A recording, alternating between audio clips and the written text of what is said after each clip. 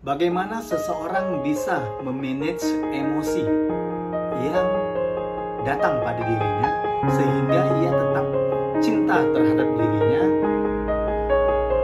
jiwanya tetap sehat, sehingga raganya pun tetap sehat. Assalamualaikum warahmatullahi wabarakatuh. Bersama dengan Abdul Rais, Certified Hypnotherapy. Berbicara tentang emosi ataupun level perasaan, biasanya emosi dikendalikan oleh pikiran serta perasaan kita. Nah, menurut Dr. R. Hawking, level perasaan ini ada force dan ada power. Level perasaan force dan power ini sudah diteliti selama 20 tahun. Apa sih level perasaan force itu? Level perasaan force itu adalah emosi yang negatif, seperti takut, malu, khawatir, was-was, dan lain-lain.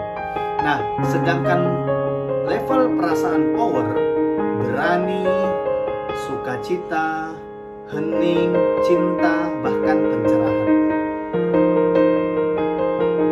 Nah, ternyata ada dua cara memanage emosi.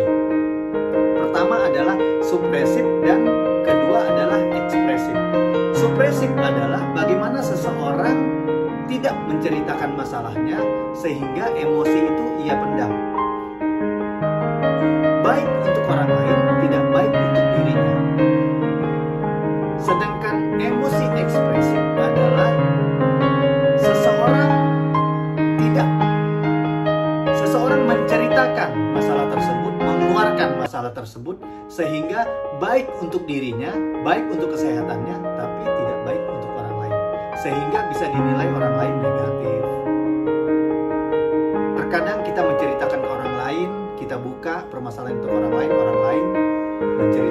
menceritakannya ke orang lain.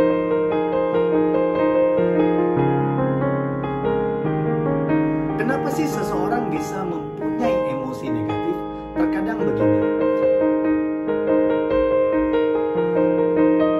seseorang itu memiliki pikiran sadar dan pikiran bawah sadar. Pikiran sadar inilah yang 12% perannya terhadap tindakan seseorang, sedangkan alam bawah sadar yang isinya memori yang permanen, sehingga memori permanen ini berperan sangat besar terhadap tindakannya, yaitu 88%. Terkadang seseorang yang mempunyai emosi negatif, memori negatif, entah itu sejak lahir, entah itu ada trauma, bahkan mungkin ada permasalahan-permasalahan sehingga seseorang bisa mempunyai emosi negatif. Berdasarkan pengalaman saya, ada beberapa orang yang di terapi mental kesehatannya dikarenakan ia insomnia. Ia tidak bisa tidur dikarenakan ada hutang yang tertunggak, ada jatuh tempo, ada tanggal jatuh tempo, sehingga ia tidak bisa tidur di malam hari. Padahal seorang manusia itu sangat dibutuhkan tidur malam. Disitulah racun di filter, ya, dan lain-lain.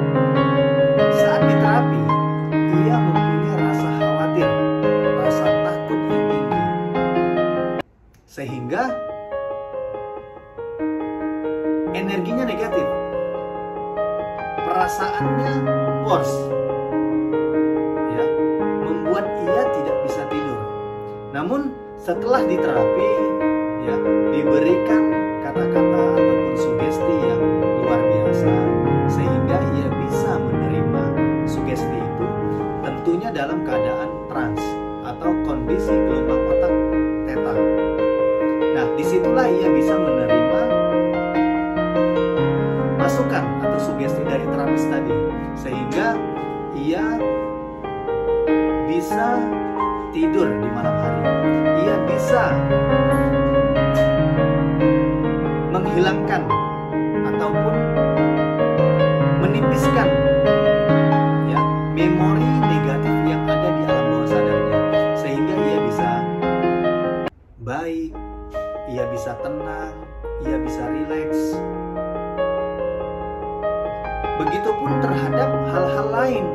Banyak sekali orang yang mempunyai emosi negatif karena egonya, karena merasa lebih pintar, lebih besar, lebih kaya, sehingga setiap ada permasalahan, setiap ada hal-hal yang berhubungan dengan orang lain, ia tidak mau memaafkan orang lain, sehingga seolah-olah ia menyuruh orang lain minum racun, namun ia yang